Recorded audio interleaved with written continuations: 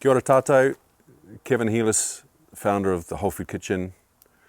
So today, well now, I'm going to do a lecture about what I feel, or a little diagram I've put together around what I believe cooking is about, looking at what cooking can provide for us. So I've got my chopping board here and my chalk. I'm going to start with this, a very powerful symbol, the triangle.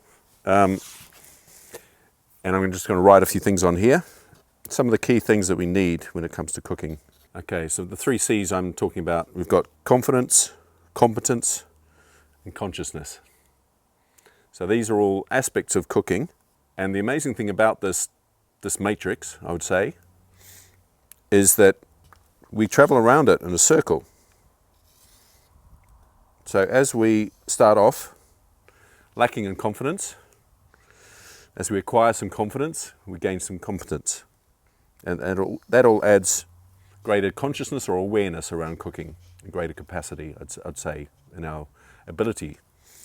But it works this way and it works that way. So obviously more confidence provides more confidence. Again, more awareness. And when I'm talking about awareness, it's not just about consciousness connecting to the greater whole. It's also our senses, our sensibility, and these whole other realms which open up to us as we acquire more of these skills. When we get more competent in the kitchen, we become more confident, we take on new things. So there's an expansion which happens out this way. As we grow,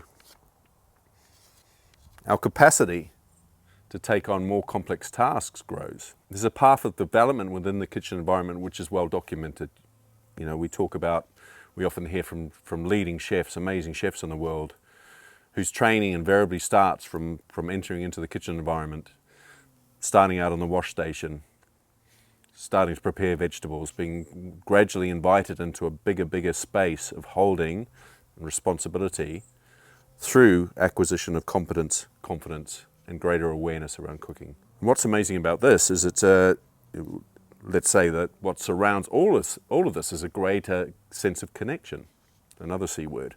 So there's incredible connection with yourself, which grows with increased confidence and competence in the kitchen. Your skills increase. There's a greater connection with others around you, with the environment, with appreciation for the food that's around us, gratitude for what we can create when we come into the kitchen and cook. But there's other things that open up to us as we step outside of the comfort zone.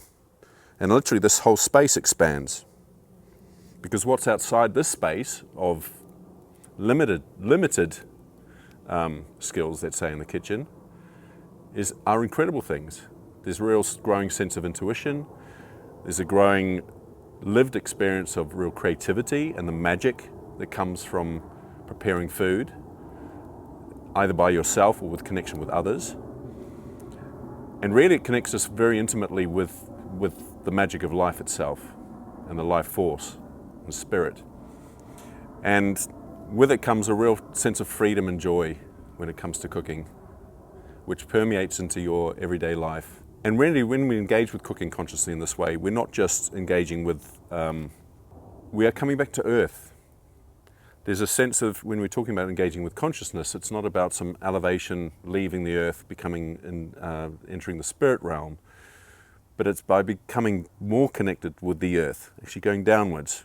We're talking about embodiment.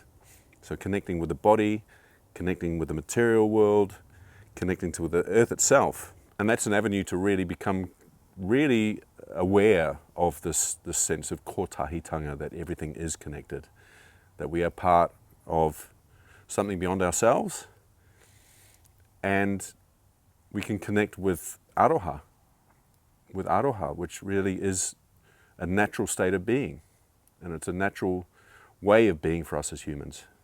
So that's my concept, the 3 C's, and which really are at the heart of cooking.